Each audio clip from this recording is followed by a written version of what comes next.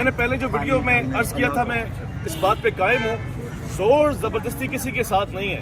ہم اگر عوام کے سامنے حقائق لانا ضروری تھے، کون صرف دعوے کرتا ہے، کون اس کے اوپر عملی پیرا ہو کر یقینی طور سے بیٹھ کر بات کرتا ہے، منطق، دلائل، حقائق، روایت، عبارت پیش کرتا ہے. میں ہمیشہ سے کہہ رہا ہوں اور اب یہ چیز سچی ہوتی ہوئی نظر آ رہی ہے کہ مرنے سے پہلے ہے مسلمان کر لیں اس بات پہ غور. کمرے کی فضا اور ہے اور مناظرے کی فضا اور.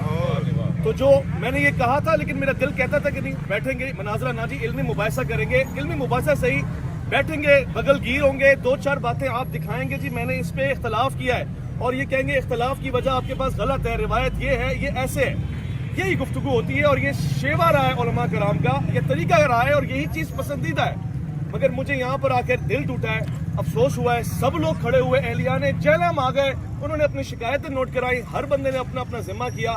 اگر نہیں آئے تو وہ نہیں آئے جنہوں نے کہا تھا کہ ٹائم قیامت تک ہے. 26 نومبر یا تو قیامت سے پہلے آئی یا ان کے اوپر قیامت آ گئی. بہرحال بس میں اب زیادہ نہیں کہنا چاہتا. میرا اختلاف علمی نہیں اخلاقی تھا، میرا تقاضا علمی نہیں اخلاقی تھا.